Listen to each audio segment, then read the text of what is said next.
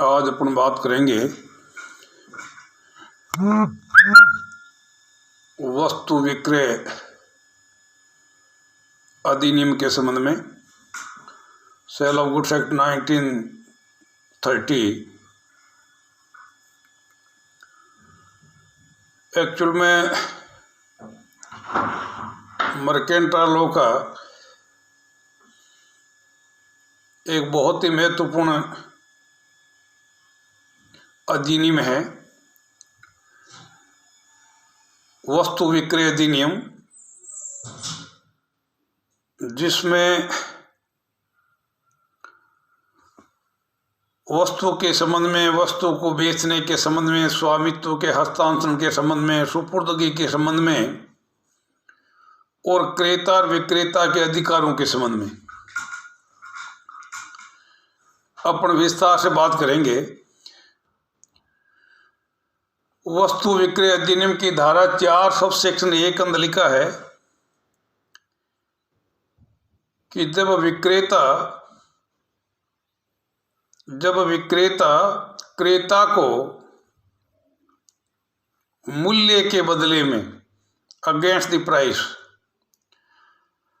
जब विक्रेता क्रेता को मूल्य के बदले में माल के स्वामित्व का हस्तांतरण करता है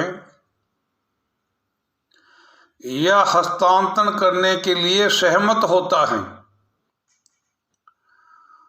तो इसे वस्तु विक्रय अनुबंध कहा जाता है।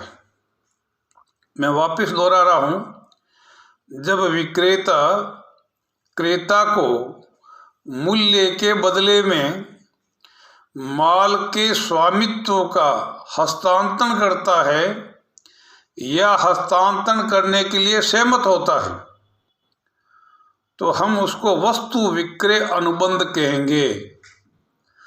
तो वस्तु विक्रय अनुबंध के अंदर ध्यान रखने वाली बात यह है कि इसमें स्वामित्व का हस्तांतरण भी है और स्वामित्व के हस्तांतरण के लिए सहमति है।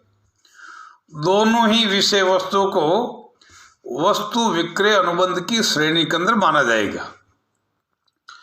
यदि हम धारा 4 सबसेक्शन 1 की परिभाषा का सिंहावलोकन करें तो मोटे तौर पर ये बातें उभर करके आएगी, which are known as essential feature of the sale of goods act. वस्तु विक्रय अनुबंध की विशेषताएं। पहली विशेषता यह है कि कम से कम 2 पक्षकार होंगे। There must be at least 2 party which you have already seen, विक्रेता एवं क्रेता। दूसरी बात यह है कि वस्तु विक्रय अनुबंध के अस्तित्व के लिए, एग्जिस्टेंस के लिए माल का होना अनिवार्य शर्त है। माल डिफाइन किया है सेक्शन 2 सब सेक्शन 7 के अंदर कि माल का अभिप्राय समस्त प्रकार की चल संपत्ति से है, समस्त प्रकार की चल संपत्ति से हैं, जिसमें मुद्रा एवं वाद योग्य दावे, डिस्पुटेबल क्लेम, इनको छोड़ करके समस्त प्रकार की चल संपत्तियां, जिसमें खड़ी फसल, जिसको या स्टॉक, स्कंद, अंश या ऐसी फसल जो जमीन के साथ संलग्न हैं लेकिन स्वामित्व का हस्तांतरण करते समय उसको भूमि से पृथक की जा सकती हैं, तो ऐसी समस्त प्रकार की वस्तुओं को वस्तु विक्रय अनुबंध के अंदर माल की श्रेणी में माना जाएगा। तीसरी महत्वपूर्ण बात यह है कि मूल्य यानी विक्रेता क्रेता को मूल्य के बदले में स्वामित्व का हस्तांतरण करेगा या हस्तांतरण करने के लिए सहमत होगा। यदि कोई विक्रेता वस्तु का स्वामित्व वस्तु के बदले में करने के लिए तैयार है तो सेल ऑफ गुड्स एक्ट की विषय वस्तु नहीं होगी, वो वस्तु विनिमय कहलाएगा, बार्टर सिस्टम कहलाएगा। जहां तक स्वामित्व के हस्तांतरण का प्रश्न है, माल के स्वामित्व का हस्तांतरण immediate at the time of contract, या भावी तिथि को भी हो सकता है, कोई दिक्कत वाली बात नहीं। वस्तु विक्रय अनुबंध अनकंडीशनल भी हो सकता है, कंडीशनल भी हो सकता है, शर्त युक्त भी हो सकता है। तो इसका मतलब ये हुआ कि वस्तु विक्रय अनुबंध के अंदर विक्रय भी है और विक्रय का ठहराव भी है। विक्रय तब है जब माल के स्वामित्व का हस्तांतरण तत्काल हो जाएगा, और विक्रय का ठहराव तब है जब माल के स्वामित्व का हस्तांतरण किसी भावी तिथि को या निर्दिष्ट शर्त पूरी होने के पश्चात होगा। Meaning that by sale of goods act जो है वो कंडीशनल भी हो सकता है, अनकंडीशनल भी हो सकता है। जहाँ तक माल की सुपुर्दगी का सवाल है, सुपुर्दगी एक मुश्त भी हो सकती है, किस्तों में भी हो सकती है। ऐसे ही मूल्य का भुगतान भी पार्ट टाइम किया जा सकता है।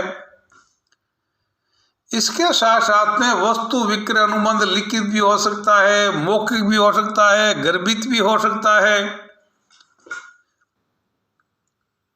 सह स्वामी द्वारा विक्रय, अगर मान लीजिए किसी वस्तु का सह स्वामी है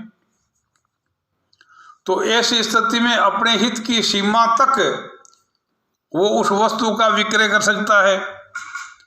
यही नहीं बल्कि अगर सब स्वामियों की सहमति से अगर वो वस्तु किसी व्यक्ति के पास में पड़ी है और क्रेता ने उस वस्तु को सद्विश्वास के साथ में खरीद लिया तो क्रेता को उस वस्तु के ऊपर अच्छा अधिकार प्राप्त हो जाएगा।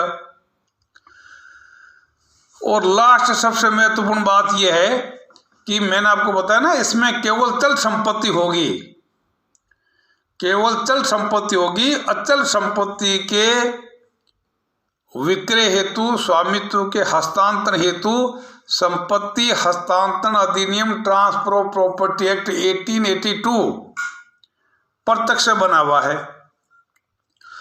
तो ये वस्तु विक्रय अनुबंध की कुछ महत्वपूर्ण बातें हैं जो आपको ध्यान में रखनी हैं। इसके साथ साथ में अनुबंध के जितने भी लाक्षणिक गुण हैं वो सारे लाक्षणिक गुण वस्तु विक्रय अनुबंध के अंदर भी लागू होंगे। एक बहुत बड़ा महत्वपूर्ण क्वेश्चन बनता है कि वस्तु विक्रय अनुबंध से आपका क्या अभिप्राय है। विक्रय और विक्रय के ठहराव में अंतर स्पष्ट कीजिए।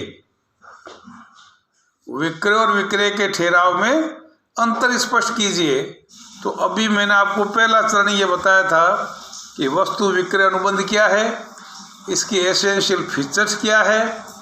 विक्रय और विक्रय के ठहराव का जहाँ तक सवाल है, धारा 4 सब सेक्शन 3 के अंदर लिखा है, धारा 4 सब सेक्शन 3, जब विक्रेता क्रेता को मूल्य के बदले में माल के स्वामित्व का हस्तांतरण, माल के स्वामित्व का हस्तांतरण तत्काल करता है, immediate at the time of contact, तो हम उसको विक्रय कहेंगे।